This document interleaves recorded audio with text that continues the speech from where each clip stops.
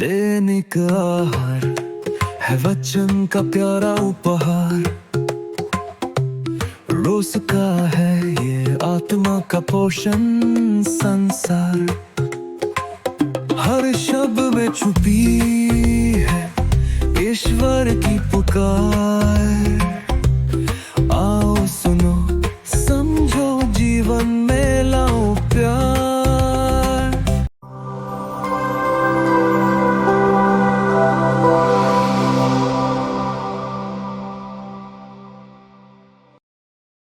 ख्रिस्त में मेरे प्यारे भाइयों तथा बहनों, हम सभी पास्का काल में हैं और आज के सुसमाचार में प्रभु यीशु मनुष्य के प्रति अपने बेशर्त प्यार के बारे में बताते हैं। हम संत योहन के सुसमाचार अध्याय 3 पद संख्या 16 में हम पढ़ते हैं, ईश्वर ने संसार को इतना प्यार किया कि उसने उसके लिए अपने एकलौते पुत्र को अर्पित कर दिया, जिससे जो उसमें विश्वास करता है उसका सर्वनाश ना हो बल्कि अनंत जीवन प्राप्त करे। प्यारे दोस्तों, जब हम किसी से प्यार करते हैं तो हम खुद को उनके लिए हर हालत में उपलब्ध कराने की पूरी कोशिश करते हैं और उनके लिए कुछ भी करने को तैयार भी रहते हैं। अभी हम पिता ईश्वर के बारे में थोड़ा कल्पना करें कि उसने हमसे इतना अधिक प्रेम किया कि उसने हमें हमारे पापों से बचाने के लिए अपने एकलौते पुत्र को हमारे लिए अर्पित कर दिया। पाप और प्रलोभनों में पड़ने के बावजूद भी वह हम प्रत्येक को बेशर्त प्यार करता है।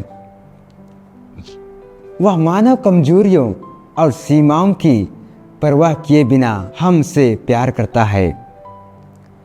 लेकिन हमारे सामने एक सवाल उठता है कि क्या मैं यीशु के और उनके पवित्र शब्दों को सुनने और उनका जवाब देने के लिए खुद को उनके लिए उपलब्ध कराते हैं?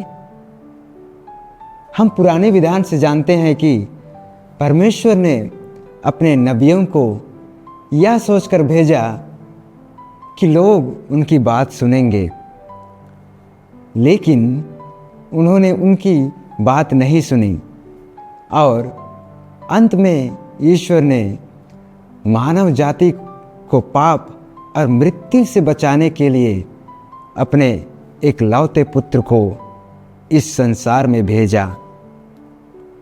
वह हमारी मुक्ति के लिए अपने जीवन को क्रूस पर अर्पित कर दिया ताकि हम उसके बहुमूल्य रक्त से मुक्ति प्राप्त कर सके। और ईश्वर का यह गहरा प्रेम हमें यह याद दिलाता है कि परमेश्वर का प्रेम हमारे योग्यता उपलब्धियों पर आधारित नहीं है, बल्कि वह हमें बिना शर्त और बलिदान भाव से प्यार करता है।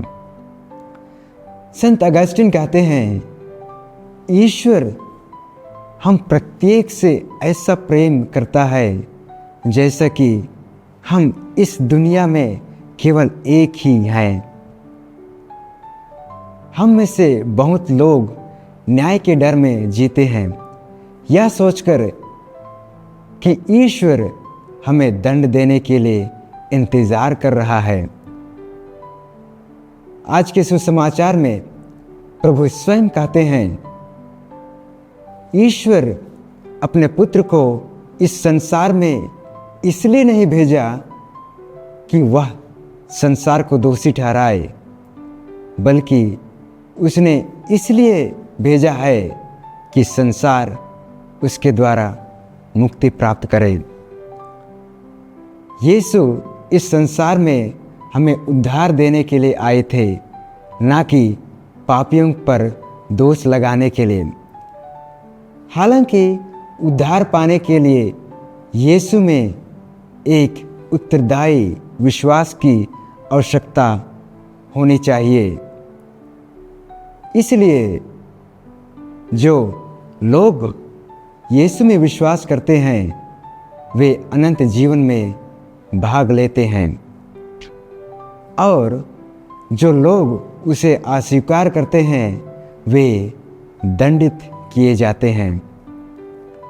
इसलिए नहीं कि ईश्वर उन्हें सज़ा देना चाहता है, बल्कि इसलिए कि वे ईश्वर की कृपा को स्वीकार करने से इनकार करते हैं। और यही है अंधकार में रहने के बजाय प्रकाश में रहने का अर्थ, जैसे कि सुसमाचार हमें आगे बताता है।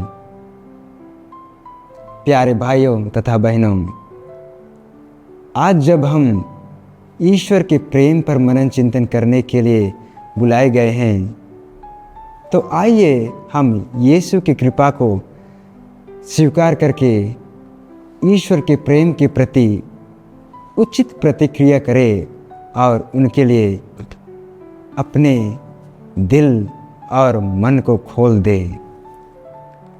इस कृपा के लिए हम प्रभु से प्रार्थना करें। आमीन।